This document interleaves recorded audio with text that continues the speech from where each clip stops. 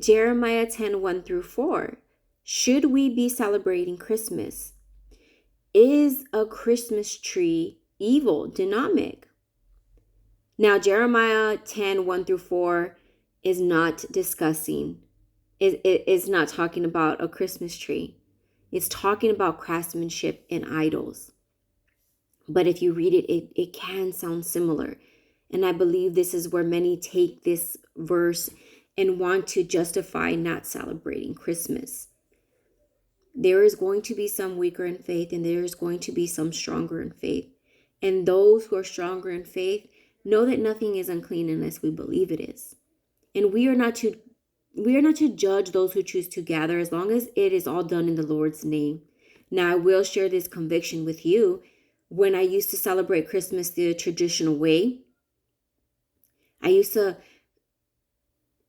put decorations in my home, and I wanted my tree to look so beautiful.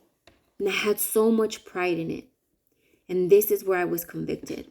Years ago, I stopped decorating over 4 years now. But there was one moment when I was decorating, and it wasn't just enough. And I wanted more, and I wanted, to add more, and I was convicted. You see, I had this pride over my Christmas tree. And I was decorating my house so that when people walked in, they would feel a sense of peace and joy. And you see, Christ is the foundation of all of that. So in that moment, I was idolizing my Christmas tree. And then I had to stop and say, why? And reflect in, why can I give this to people who walk in my door any time of the year, any day? Give them that sense of peace in welcoming, without all these decorations, without, feeling like we're in this fairy tale of joy. And that's what made me stop decorating, because I was given that conviction. You may not be given that conviction, and that's okay.